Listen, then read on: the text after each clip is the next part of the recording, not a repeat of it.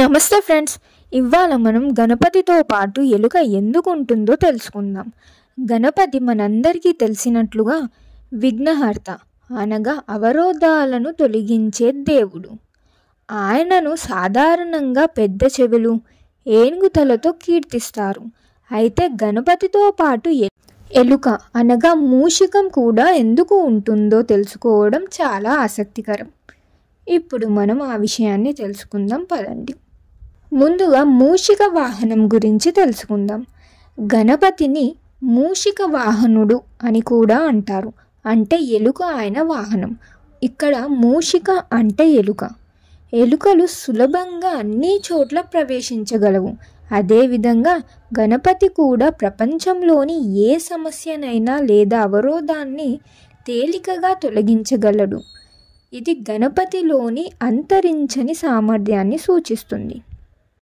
ఇంద్రియాల ప్రాతినిధ్యం. ఎలుకలు తమ స్వభావం వల్ల ప్రాతినిధ్యంగా ఉండేవి. అవి ఎక్కువగా ఆకలితో మరియు చురుకైన ప్రవర్తనతో ఉండేవి.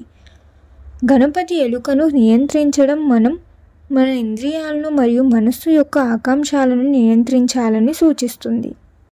మహాభారతంలోని కథ ప్రకారం మూషిక అనే రాక్షసుడు చాలా పాపకార్యాలు చేసేవాడు. అతని వినాశనం కోసం గణపతి అతనిని ఓడించాడు. ఓడించిన తర్వాత మూషిక తన తప్పును గ్రహించి గణపతిని శరణు చేరి క్షమాపణలు కోరాడు. దయతో గణపతి అతడిని శిక్షించకుండా తన సేవల్లో ఉండటానికి అంగీకరించి మూషికను తన వాహనంగా స్వీకరించాడు.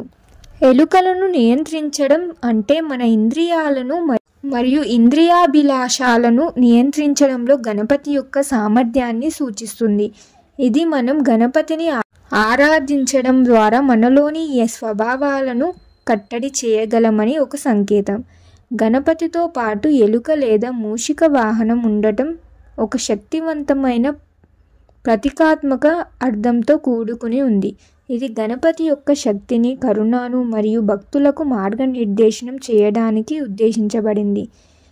ఇది మన జీవితాలలో ఎదురయ్యే అవరోధాలను తొలగించి మనస్సు, శరీరాన్ని నియంత్రించుకోవడం ముఖ్యమని కూడా గుర్తు చేస్తుంది.